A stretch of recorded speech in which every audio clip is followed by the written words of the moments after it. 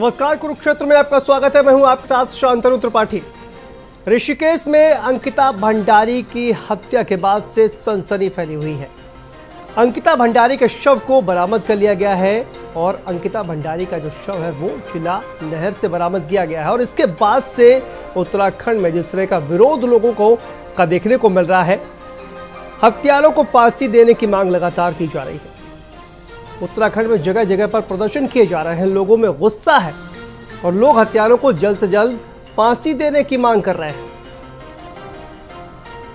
और इस दौरान आपको बता दें कि भारतीय जनता पार्टी की जो विधायक है वो भी वहां पर गई, तो उनको भी लोगों के गुस्से का शिकार होना पड़ा क्योंकि लोगों ने उनकी गाड़ी के शीशे भी तोड़ दिए। इस पूरे कांड के बाद उत्तराखंड के मुख्यमंत्री पुष्कर सिंह धामी ने एसआईटी का गठन कर जांच के आदेश दे दिए हैं। और इसके अलावा आपको बता दें कि रिजॉर्ट जो है, जो हत्या आरोपी का जो रिजॉर्ट है, उस पर भी बुलडोजर चला है। लोगों ने उसको आग के हवाले कर दिया। और देखिए, रिजॉर्ट और गेस्ट हाउस की पड़ताल के निर्देश, अंकिता हत्याकांड की विवेचना के लिए एसआईटी जो है वो गठित की गई है और इन्हीं अधिकारियों की जो निगरानी में जो मुकदमे की पूरी विवेचना होगी। डीजीपी ने भी सभी जिलों की तरह इस तरह के रिजॉर्ट और गेस्ट हाउस की पड़ताल करने के भी निर्देश दे दिए गए हैं। 18 सितंबर से अंकिता गायब थी और उसके बाद अब उसका शव जो है वो मिला है और उसके बाद से लगातार आपको बता दें कि लोगों का जो गुस्सा है वो देखने को मिल रहा है। देखिए, अंकिता भंडारी का शव ऋषिकेश से बरामद हुआ। ऋषिकेश में चिल्ला नहर से उसका शव जो है वो बरामद हुआ। 18 सितंबर से अंकिता भंडारी लापता थी। उसकी गुमशुदगी की रिपोर्ट जो है वो दर्ज कराई गई। रिसोर्ट में रिसेप्शनिस्ट का काम करती थी। इस हत्याकांड में 3 आरोपियों को गिरफ्तार किया गया और रिसोर्ट मालिक पुलकित आर्य समेत 3 लोग इस पूरे मामले में गिरफ्तार किए गए। तो इस हत्याकांड में धामी सरकार का एक्शन भी देखने को मिला है। पुलकित आर्य के रिजॉर्ट पर आधी रात में बुलडोजर चला और रिसोर्ट को आग के हवाले भी किया गया। सीएम धामी ने अपराधियों के खिलाफ सख्त निर्देश दिए हैं, खिलाफ सख्त से सख्त कार्रवाई। एसआईटी करेगी अंकिता भंडारी मर्डर केस की जांच। तो ये देखिए, बड़ी बातें जो है वो निकल कर सामने आई हैं। इस पूरे मामले पर प्रतिक्रिया भी घटना है और इस घटना से जहाँ मन बहुत व्यथित है। अंकिता बेटी का पार्थिव शरीर खोल लिया गया है, मिल गया है और सभी दोषियों के खिलाफ सख्त से सख्त कार्रवाई हो, इसको लेकर हमने डीआईजी ई रेणुका देवी के नेतृत्व में एक एसआईटी का गठन किया है, जो पूरे मामले की तह तक जाएगी, उसकी जांच करेगी और अपराधियों को सजा दिलाने का काम करेगी। अब ये दायित्व सरकार के ऊपर है, पुलिस के ऊपर है कि उन दोषियों को दंडित किया। हमारा घर श्रीनगर में है। हाँ जी, और लड़की की जो है माता वहाँ श्रीनगर में है, इंतजार करिए। बिल्कुल तुरंत जो है उनकी फांसी की सजा मिलनी चाहिए। 24 घंटे के अंदर ही हमने इसे वर्कआउट कर दिया है और ये जो रिसोर्ट का मालिक है, यही इसमें अक्यूज निकला। तो मालिक पुलकित सहित 3 अक्यूज लोगों को गिरफ्तार कर लिया है। यद्यपि इसमें बाकी कार्रवाई बाकी है और जल्दी वो करा करके भी हम इसको उनके सामने रखें। तो देखिए, अलग अलग प्रतिक्रियाएं जो है इस पूरे मामले में सामने आ गई हैं और इसी पर आज कुरुक्षेत्र में बात होगी कि आखिर हत्यारों को फांसी कब होगी। और इसी खबर पर, इसी मामले पर हमारे साथ जो तमाम जो गेस्ट हैं वो जुड़ गए हैं। प्रदीप टमटा जी हमारे साथ जुड़ गए हैं, पूर्व सांसद हैं, और हमारे साथ अंजू प्रजापति जी जुड़ गई हैं, महिला आयोग के अध्यक्ष ताहिरा हसन जी हमारे साथ, सामाजिक कार्यकर्ता वो भी जुड़ गई हैं। आप सभी का बहुत बहुत स्वागत है इस कार्यक्रम में।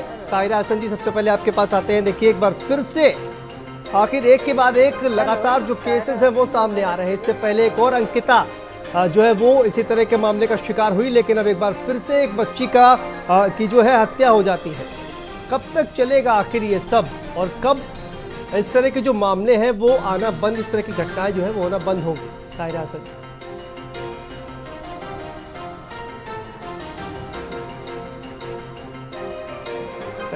बराबर निर्भया के बाद एक मजबूत कानून बना लेकिन देखिए जब कानून का इम्प्लीमेंटेशन नहीं होता तो प्रॉपरली और कन्विक्शन रेट जब तक नहीं बढ़ेगा, महिलाओं के प्रति होने वाली हिंसा को जब तक एक मजबूती से दंडित उनको नहीं किया जाएगा तो इसी तरह से लोगों में डर नहीं रहेगा कानून का। आप देखिए वहां पर जिस तरह से क्या बिटिया जो है काम नहीं कर सकती, अब पढ़ नहीं सकती, वो रिजॉर्ट में काम करती थी और उसको विवश किया गया कि वो प्रोस्टिट्यूशन करे और जब उसने मना किया तो उसको पुश कर दिया गया गंगा में। आप बताइए एक बच्ची को, और 4 दिन बाद उसकी डेड बॉडी मिलती है। उसमें इन्वॉल्व कौन है इस क्राइम में? बीजेपी के नेता का बेटा जो एक्स मिनिस्टर भी रहे। तो आप बताइए कि जब लोगों में पावरफुल मसल वाले लोग इस तरह से लोगों को रौंदते रहेंगे और उसके पिता एफआईआर दर्ज करा रहे हैं लेकिन बहुत देर में दर्ज हो पाई, क्यों ऐसा हुआ? जबकि निर्भया के बाद एक मजबूत कानून बना, महिलाओं ने, पुरुषों ने, सबने सड़क पे उतर के एक मजबूत कानून बनाया जो कह रहा है कि अगर एफआईआर दर्ज नहीं करता थाना इंचार्ज तो उसको भी दंडित करने का प्राविधान है। तो क्यों नहीं किया जा रहा है? कानून को इम्प्लीमेंट क्यों नहीं किया जा रहा है प्रॉपरली? 3000 करोड़ निर्भया फंड है, उसका सही तरीके से इस्तेमाल क्यों नहीं हो रहा है? महिलाओं के प्रति बढ़ती हुई हिंसा को रोकने के लिए कन्विक्शन रेट को बढ़ाना होगा। इस तरह के केसेस का रिड्रेसल फास्ट ट्रैक कोर्ट से करना होगा जिससे एक नजीर बने, लोगों में डर पैदा हो। बिल्कुल, प्रदीप टमटा जी हमारे साथ जुड़े हैं। प्रदीप जी आपके पास आ रहे हैं। देखिए विपक्ष में जो है आप लगातार जो है आवाज़ उठाते हुए नजर आ रहे हैं, आपकी पार्टी जो है तमाम जो कार्यकर्ता है वो भी प्रदर्शन करते हुए नजर आ रहे हैं, लेकिन ये इस तरह की घटना होना और कहीं ना कहीं पुलिस पर भी सवाल खड़े हो रहे हैं क्योंकि इस पूरे मामले की शिकायत जो है वो राजस्व पुलिस से की गई थी और इस पर भी कहा जाए कि तो विधानसभा अध्यक्ष ने भी सवाल खड़े किए हैं। इसकी क्या जरूरत अब रह गई है? क्योंकि इस पूरे मामले में राजस्व पुलिस ने कुछ भी नहीं किया, गुमशुदगी की रिपोर्ट जो है वो दर्ज कराई गई थी। प्रदीप जी जी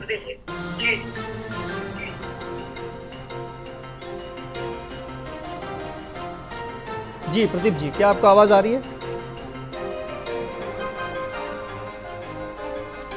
ठीक है, प्रदीप जी के पास आएंगे, लेकिन अंजू प्रजापति जी भी हमारे साथ जुड़ी हुई हैं। अंजू जी देखिए एक के बाद एक और केस, आखिर कब तक? ये देखिए ये लड़की अंकिता, कहा यह जा रहा है कि रिसेप्शनिस्ट का काम करती थी रिजॉर्ट में यहाँ पर, और ये लड़की जो है चूंकि बहुत ज़्यादा कहा जाए कि अमीर ख़ानदान से नहीं थी, इसलिए अपने पैरों पर खड़ा होना चाह रही थी और इसी वजह से रिसेप्शनिस्ट का काम करती थी। और इसके साथ किस तरह से एक चैट जो है वो भी वायरल हुई है कि किस तरह से जो आरोपी है पुलकित आर्य उसके साथ बदतमीजी करता है और उसके बाद ये पूरी घटना होती है। तो क्या एक लड़की जो है वो अब अपनी मर्जी से घर से बाहर निकलकर काम भी नहीं कर सकती?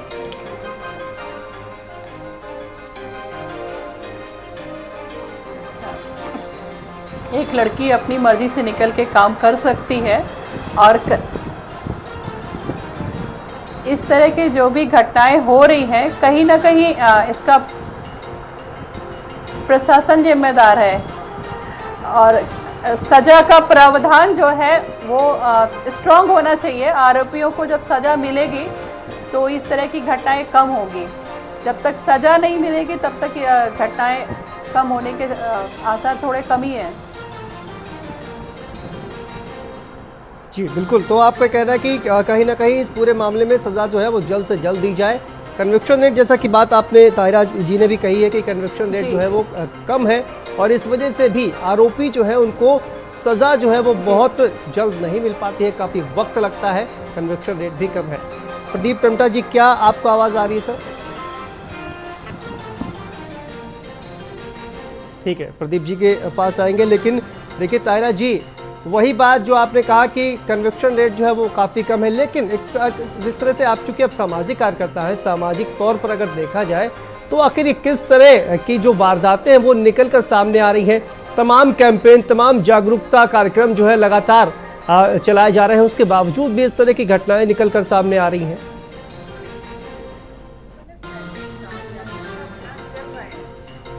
चल रहे हैं, इसमें कोई वो नहीं है। तमाम महिला जो ऑर्गेनाइजेशन है, विमेन ऑर्गेनाइजेशन, वो इस पे काम कर रही हैं और सरकार की तरफ से भी कुछ कार्यक्रम चलाए जा रहे हैं। लेकिन देखिए, जब तक की सजा नहीं होगी, कन्विक्शन रेट नहीं बढ़ेगा, कैसे होगा? निर्भया के बाद जो इतना हीनियस क्राइम था, उसके बाद जस्टिस वर्मा कमेटी गठित हुई थी, उसमें सभी विमेन एक्टिविस्ट ने, ऑर्गेनाइजेशन ने अपने इनपुट दिए थे और एक मजबूत कानून बना था।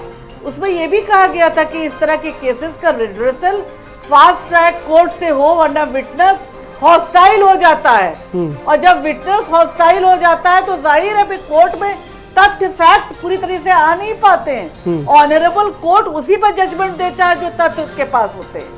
इसलिए बार बार हम कहते हैं कि पुलिस को भी रिफॉर्म और सेंसिटाइज करने की जरूरत है और तुरंत का तुरंत जो है एविडेंसेस कलेक्ट हो और रिड्रेसल इसका फास्ट ट्रैक कोर्ट से हो, जिससे कि लोगों को दंडित किया जा सके और डर पैदा हो। जब कन्विक्शन रेट बढ़ेगा तो लोगों में डर पैदा होगा कानून का। यहाँ कानून का डर नहीं, महिला को कॉमोडिटी समझ रहे हैं, यूज एंड थ्रो।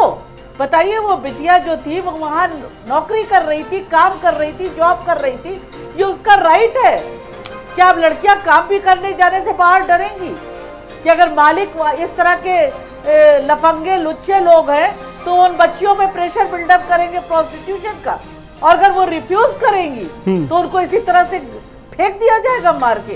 ये बड़ी एक अहम सवाल खड़ा करता है और इस तरह के लोगों को जब दंडित किया जाएगा तभी इसका सही माने में महिलाओं के जो कानून बने हैं उनका कुछ फायदा हो सकता है। ठीक है, हमारे साथ सुरेश जोशी जी भी जुड़ गए हैं। सुरेश जी, आपका भी बहुत बहुत स्वागत है कार्यक्रम में। देखिए, लगातार सवाल उठ रहे हैं सुरेश जी, और अंजू जी कह रही थी, देखिए प्रशासन की कहीं ना कहीं कमी है, लापरवाही है, कहीं ना कहीं पुलिस पर भी सवाल खड़े हो रहे हैं। सुरेश जी, इस पूरे मामले के बाद और जिस तरह का विरोध प्रदर्शन जो है वो देखने को मिल रहा है, सुरेश जी। देखिए, पहली बात तो जो एक जघन्य अपराध उत्तराखंड में देवभूमि में ये हुआ है, उसकी हम लोग जो है कि इस जघन्य अपराध की जो है कि घोर निंदा भी करते हैं और उस परिवार के साथ भारतीय जनता पार्टी और ये सरकार पूरी तरह से खड़ी है। और जो बेटी जो है कि एक अकाल मृत्यु को चली गई, उसकी आत्मा के लिए भी हम भगवान से शांति की प्रार्थना करते हैं कि भाई उस बेटी की आत्मा को शांति मिले। लेकिन जहां तक पुलिस का, सरकार का प्रश्न है, जब ये मामला रेगुलर पुलिस के बाद आया तो रेगुलर पुलिस ने उसके बाद आते ही 12 घंटे के अंदर वो जो अपराधी थे जिन्होंने अपराध किया था उनको पकड़ लिया और 24 घंटे के अंदर जो है कि हम लोगों ने, सरकार ने जो है कि बॉडी को भी ढूंढ करके निकाल दिया। और जो मुख्यमंत्री जी ने स्वयं केस को अपने हाथ में लेकर के, सर 18 सितंबर से अंकिता गायब थी सर, 18 सितंबर से इतने दिनों तक पुलिस क्या कर रही थी सर? वो केस रेवेन्यू पे था, रेवेन्यू के लोगों ने जो है कि उसकी जांच पड़ताल की और उस पे वो कहीं न कहीं उस काम को करने में वो कारगर सिद्ध नहीं हुए, तो इसलिए तब उसको रेगुलर पुलिस को दिया गया और रेगुलर पुलिस ने उसमें त्वरित कार्रवाई करते हुए अपराधियों को पकड़ा। अब मैं आज जो आप और हम बात कर रहे हैं जी, आपके माध्यम से मैं ये बतलाना चाहता हूँ कि मुख्यमंत्री जी ने और सरकार ने निश्चय किया है कि उत्तराखंड के अंदर इस तरह का कृत्य दोबारा करने की कोई हिम्मत भी न कर पाए, इसलिए जो है कि टीम का गठन भी हुआ है। और इसी के साथ साथ जो अपराधी है, जिसने अपराध किया है, उसको कड़ी से कड़ी सजा और जल्दी से जल्दी, पहली बात तो ये कि उसको कड़ी से कड़ी सजा मिले, जिससे कि आगे आने वाली हमारी बेटियों के साथ, हमारी बहनों के साथ ऐसा कृत्य कोई न कर पाए और वो जल्दी से जल्दी हो। कैसे वो जल्दी हो सकती है, इस बात पर जो है कि सरकार लगी है और इसके नतीजे भी आ रहे हैं। फॉरेंसिक जांच की टीम भी वहां पे गई है, अभी एम्स से पोस्टमार्टम भी हुआ है और आगे जो है पुलिस भी अपनी कार्रवाई कर रही है। इसलिए जो है कि किसी भी सूरत पे किसी को जो है कि आज ये नहीं सोचना चाहिए कि वो उत्तराखंड में अब अपराध करेगा और अपराध करने के बाद वो बच निकलेगा, कोई बच नहीं निकलेगा। वो जो है कि जो उसके लिए अंतिम सजा होती है, उस अंतिम सजा का प्रावधान करेगी, ये सरकार का संकल्प है। जहां तक पार्टी का सवाल है, उसके परिवार के जो 2 लोग ऑलरेडी पार्टी पे काम कर रहे थे, उन दोनों को पार्टी से भी बर्खास्त कर दिया गया है। यानी पार्टी ने भी अपना काम किया, सरकार भी अपना काम कर रही है और निश्चित तौर पर जो आने वाला समय है उस समय पर ये जो अपराधी हैं, इन अपराधियों को जो सजा मिलनी चाहिए वो सजा निश्चित तौर पर मिलेगी। ठीक है, प्रदीप जी हमारे साथ जुड़े हुए हैं। प्रदीप जी, क्या आपको आवाज आ रही है? निश्चित आपकी आवाज जी। प्रदीप जी, क्या सरकार ने जो कार्रवाई की है उससे विपक्ष जो है वो संतुष्ट है? क्या आप संतुष्ट नजर आ रहे हैं? सरकार ने एसआईटी का गठन किया है और अभी तक जो भी कार्रवाई सरकार के द्वारा की गई है, विपक्ष क्या उससे संतुष्ट नजर आ रहा है? मैं जोशी जी को बात को सुन नहीं रहा था जी। और जोशी जी से पहले जो पैनलिस्ट थे उनकी बात को भी सुन रहा था जी। एक बात उत्तराखंड के अंदर हो कि उत्तराखंड में महिलाएं और बेटियां सुरक्षित नहीं है। ये केस पहला नहीं है। इस एक महीने के अंदर महिलाओं की उत्पीड़न का ये दूसरी घटना है। पहली घटना चर्चा नहीं बन पाई। एक 16 वर्ष की बच्ची के साथ उत्तरकाशी के डूडा तहसील के एक दूरस्थ गांव में उसके साथ दुष्कर्म हुआ। बड़ी मुश्किल से वहां पर भी पुलिस कार्रवाई हुई। सवाल है, आज इस अंकिता की जान बच सकती थी। आपने कहा कि सोमवार के दिन ये घटना राजस्व पुलिस को और पुलिस के संज्ञान में भी आ चुकी थी और 4 दिन तक पुलिस ने और प्रशासन ने इसका संज्ञान नहीं लिया कि ये बहुत ही हीनियस क्राइम है। अपराधी रसूख वाले हो सकते हैं, रिसोर्ट के मालिक हैं। एक रेवेन्यू पुलिस का पटवारी इस केस को हैंडल करने में सक्षम नहीं है। जब सोशल मीडिया में जब लोगों का आक्रोश चढ़ा तो 4 दिन बाद आखिर प्रश्न है कि 4 दिन तक ये मामला रेगुलर पुलिस को क्यों नहीं हैंडओवर किया गया? क्योंकि ये रसूखदार लोग थे। एक भारतीय जनता पार्टी के वरिष्ठ लीडर थे जो उत्तर प्रदेश में प्रभारी भी हैं, एक पिछड़ा वर्ग आयोग में उपाध्यक्ष हैं। तो लगता है कि जो एकदम अगर शुरुआत में एक्शन हो जाता है, अगर उसमें कुछ होता तो उस बेटी की जान भी बच सकती थी।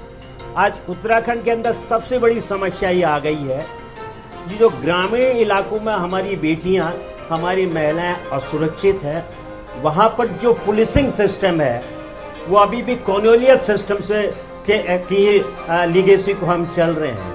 ये जो रेवेन्यू पुलिस बना पुलिस है, रेगुलर पुलिस, आखिर जब अपराध बढ़ रहे हैं तो उस समय इस रेवेन्यू पुलिस के सिस्टम को समाप्त करके रेगुलर पुलिस को क्यों नहीं सरकार आज के केस के संज्ञान लेने में क्यों नहीं दे रही है? और सबसे बड़ी जरूरत है, आप कह रहे हैं कि मुख्यमंत्री ने त्वरित कार्रवाई कर दी। इस प्रदेश में वो जो रिसोर्ट बना था वो गलत जगह, अवैध ढंग से बना था। और जब 4 दिन बाद ये घटनाक्रम दुनिया के नजर में आया है कि वहाँ इतना बड़ा जघन्य अपराध आया है, तब सरकार काम कर रही है कि हम इस पर बुलडोजर चलाएं। आखिर वो कौन अधिकारी है? इसका मतलब उत्तराखंड के रिसोर्ट पॉलिटिक्स अगर यूके SSS में भी दे तो वहाँ का अपराधी भी रिसोर्ट का बहुत बड़ा मालिक था और वो तमाम तरह के अपराधों में शामिल था।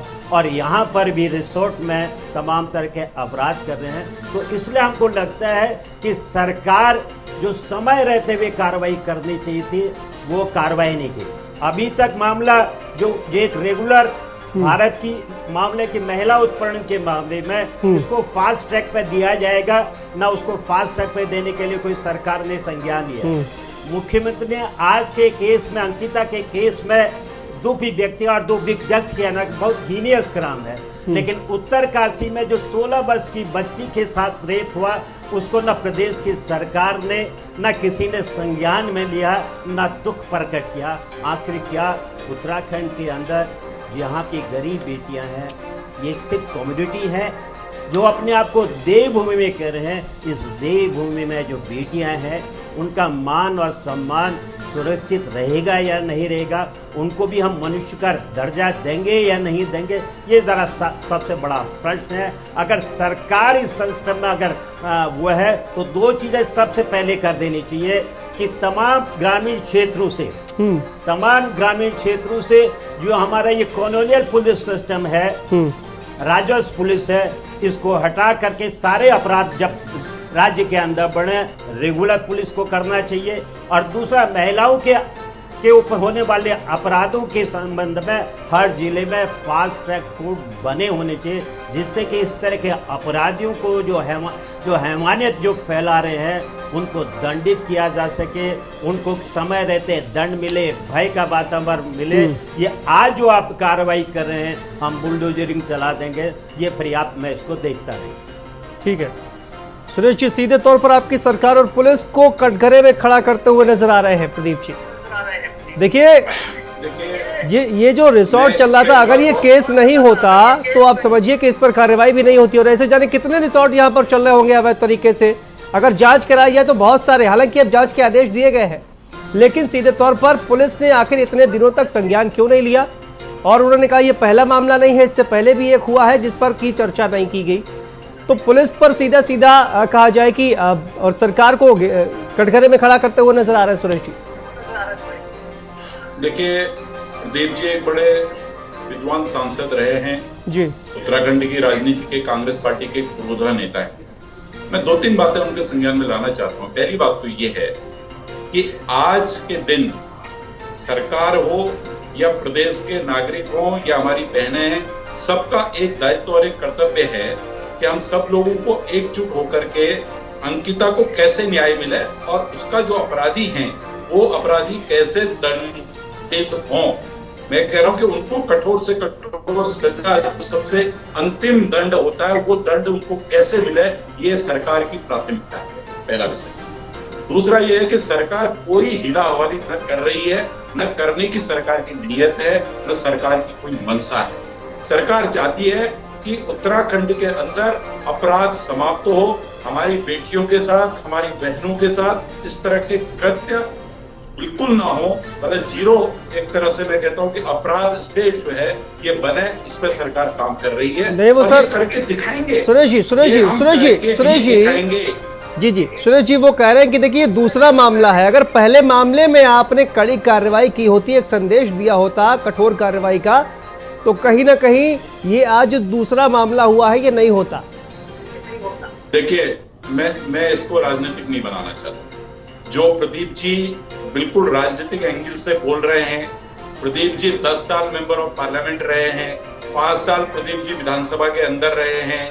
आज प्रदीप जी कह रहे हैं कि जो हमारी रेवेन्यू पुलिस है उसको खत्म करके या उसको चेंज करके रेगुलर पुलिस को दे देना चाहिए। मैं आपसे पूछता हूं कि 10 साल आपकी सरकार रही, आप मेंबर ऑफ पार्लियामेंट रहे, कब आप प्राइवेट मेंबर बिल वहां लाए, कब आप स्टेट पे लाए, कब आपने सुझाव दिया, कब आपकी सरकार ने इस तरह पहल की? ये कोई आज पहली बार तो नहीं हो रहा है। जिस समय ये प्रदेश में मंत्री थे, मैं इनको याद दिलाना चाहता हूँ, उस समय चंपावत जनपद में प्रीति हत्याकांड हुआ था।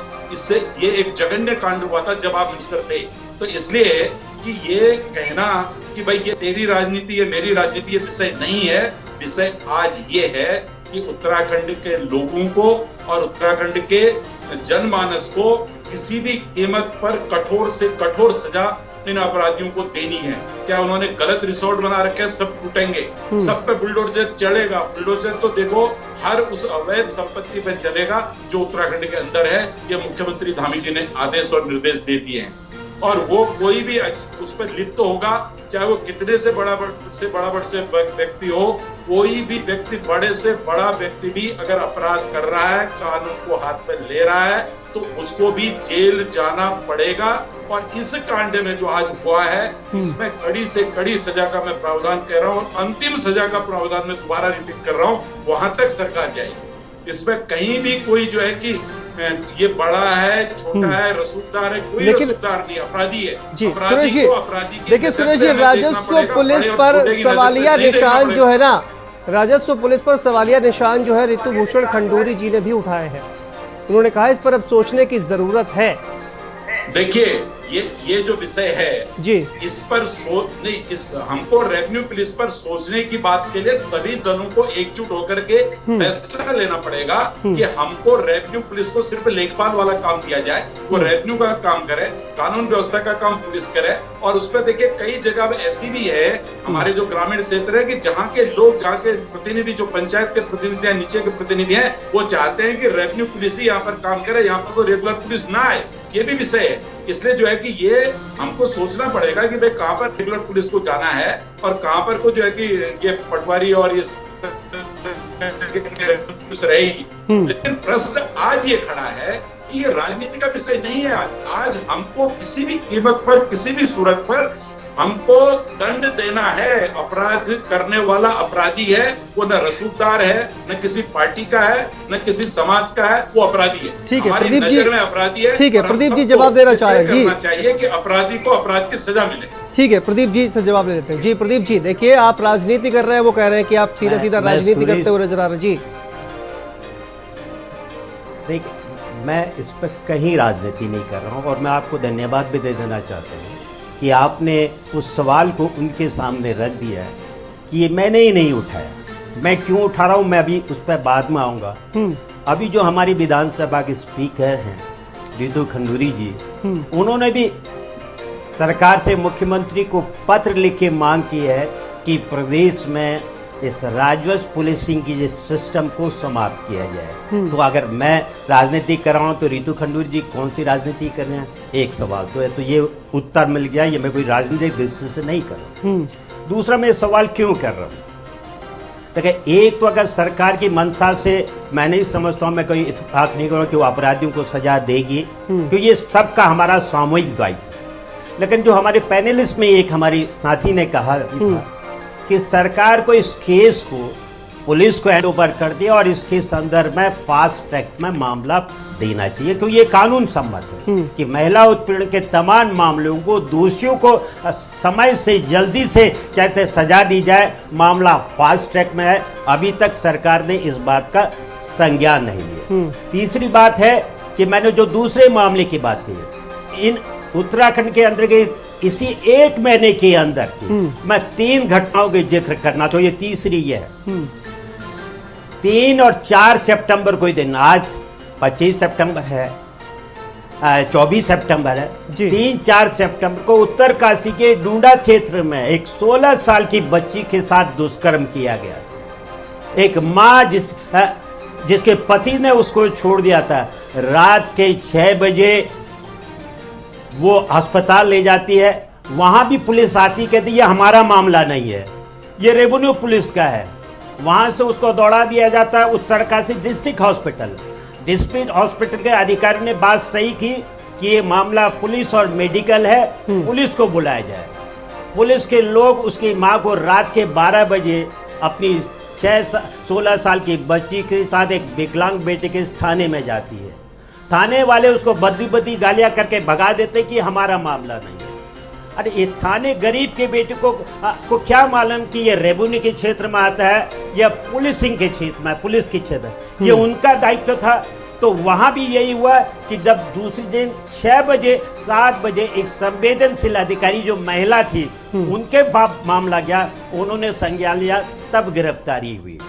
उसी तरह अल्मोड़ा जिले के सल्टी क्षेत्र में हमारे वहाँ महिलाएं हैं, हम नौजवान हैं, अपना जीवन साथी को किसको चुने, इसको किसी के ऊपर क्या आपत्ति होनी चाहिए? ठीक है, तो कहने का मतलब ये है कि प्रदीप जी अलग अलग देखिए, अलग अलग कहा जाए कि अलग अलग जो केसेस है वो कहीं ना कहीं गिराते हुए नजर आ रहा है कि अलग अलग केसेस हुए हैं, लेकिन इस पूरे मामले में कहीं ना कहीं कठोर कार्रवाई नहीं हुई है। प्रदीप जी वापस आएंगे आपके पास। फिलहाल आप देखिए, कार्रवाई नहीं हुई है। जी बिल्कुल, आप यही संदेश देने की कोशिश कर रहे हैं कि कठोर कार्रवाई नहीं हुई है। इसका जवाब भी लेंगे। फिलहाल कुरुक्षेत्र में रुकते हैं, छोटे से ब्रेक के लिए। ब्रेक के बाद फौरन हाजिर होते हैं।